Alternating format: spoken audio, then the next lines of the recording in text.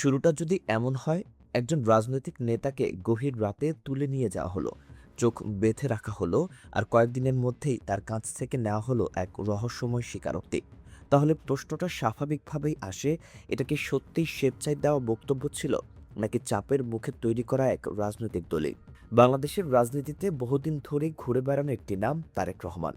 কিন্তু সাম্প্রতিক সময়ে যে নতুন আলোচনা সামনে এসেছে, তা শুধু তার রাজনৈতিক অবস্থান নয়, বরং তার অতীতের এক অন্ধকার অধ্যায়কে আবার আলোচনায় নিয়ে এসেছে।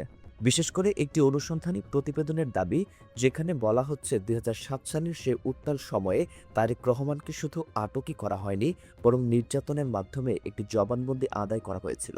কিন্তু এখানেই শুরু হয় রহস্য, কারণ এই তথ্যগুলো কি সত্যিই সাংবাদিকতার অনুসন্ধান থেকে এসেছে, নাকি অন্য কোনো উৎস থেকে সরবরাহ করা হয়েছে? ঘটনাটা বুঝতে হলে ফিরে যেতে হবে ২০০৭ সালের সেই সময়ে, যখন দেশে জরুরি অবস্থা জারি হয়েছিল এবং সেনা সমর্থিত একটি অন্তর্বর্তী সরকার ক্ষমতায় ছিল। সেই সময়ে দেশের বড় বড় রাজনৈতিক নেতাদের একে একে গ্রেফতার করা হচ্ছিল।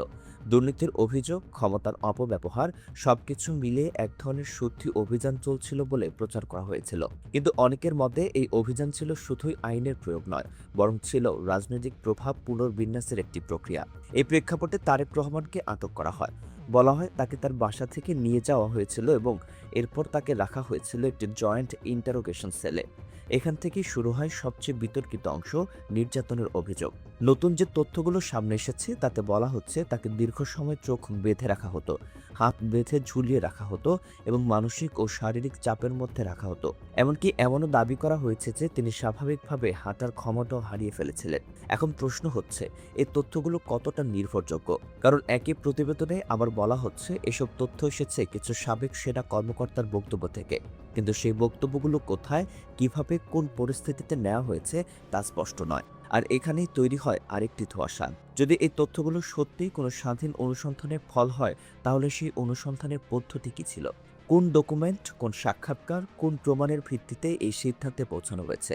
নাকি এটা সেই পুরনো চক্রেরই পুনরাবৃত্তি, যেখানে গোয়েন্দা সংস্থার দেওয়া তথ্য সাংবাদিকদের মাধ্যমে প্রকাশ করা হয়? কারণ ২০০৭-৮ সালের সময়েও এমন অভিযোগ উঠেছিল যে অনেক সংবাদ মাধ্যম সরাসরি তদন্ত না করে বরং গোয়েন্দা সংস্থার দেওয়া তথ্যের উপর ভিত্তি করে খবর প্রকাশ করছিল। তাহলে কি এবারও একই ঘটনা ঘটছে? এই প্রশ্নটা আরও গুরুত্বপূর্ণ হয়ে ওঠে যখন আমরা দেখি সেই সময়ে নেওয়া তথাকথিত জবানবন্দিতে বলা হয়েছিল তারেক রহমান তার ভুলের জন্য জাতির কাছে ক্ষমা চেয়েছেন। কিন্তু এই স্বীকারোক্তি কি সত্যি তার নিজের ইচ্ছায় ছিল, নাকি সেটি ছিল নির্যাতনের ফল? আর যদি সেটি নির্যাতনের ফল হয়, তাহলে সেই জবানবন্দির আইনগত বা নৈতিক মূল্য কতটা? এখানেই আসে আরেকটি বড় বিষয়, মুচলেকা বা অঙ্গীকারপত্র।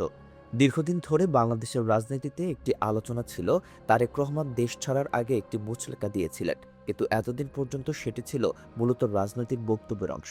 এবার প্রথমবারের মতো একটি সংবাদ মাধ্যম দাবি করছে তাদের অনুসন্ধানে এই অঙ্গীকারপত্রের অস্তিত্বের প্রমাণ পাওয়া গেছে। কিন্তু আবারও একই প্রশ্ন, সেই প্রমাণ কি? সেই অঙ্গীকারপত্র কি প্রকাশ করা হয়েছে, নাকি শুধু উল্লেখ করা হয়েছে? কারণ কোনো ডকুমেন্টের কথা বলা আর সেটি দেখানো দুইটি সম্পূর্ণ ভিন্ন বিষয়। এখানে আরও একটি দিক গুরুত্বপূর্ণ, রাজনৈতিক প্রেক্ষাপট। কারণ সাম্প্রতিক সময়ে দেখা যাচ্ছে দেশের রাজনৈতিক পরিস্থিতি আবারও পরিবর্তনের দিকে যাচ্ছে। পুরনো অনেক বিষয় নতুন করে আলোচনায় আসছে। কিছু সেনা কর্মকর্তার গ্রেফতার, কিছু নতুন জিজ্ঞাসাবাদ, এসব মিলিয়ে মনে হচ্ছে অতীতের ঘটনাগুলো আবার খতিয়ে দেখা হচ্ছে।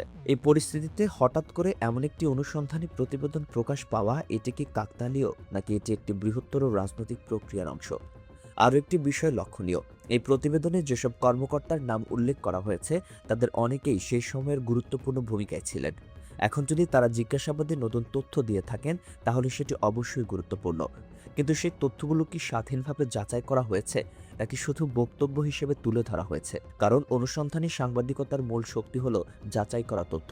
শুধু কারো বক্তব্য তুলে ধরা নয়, বরং সেটিকে ক্রস চেক করা, ডকুমেন্ট দিয়ে প্রমাণ করা এবং প্রেক্ষাপট ব্যাখ্যা করা।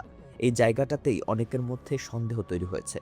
আর সেই সন্দেহ আরও বেড়ে যায় যখন আমরা দেখি একই সময়ে রাজনৈতিক মহলে এক ধরনের নীরব সমঝোতার ইঙ্গিত পাওয়া যাচ্ছে। কিছু সম্পাদক, কিছু রাজনৈতিক নেতা, তাদের সাম্প্রতিক কর্মকাণ্ড দেখে অনেকে প্রশ্ন তুলছেন, এই সম্পর্কগুলো কি নিরপেক্ষ সাংবাদিকতার উপর প্রভাব ফেলছে? এখন সবচেয়ে বড় প্রশ্ন, সত্যটা কোথায়? তারেক রহমান কি সত্যি নির্যাতনের শিকার হয়েছিলেন? তিনি কি সত্যিই একটি মুচলেকায় স্বাক্ষর করে দেশ ছেড়েছিলেন?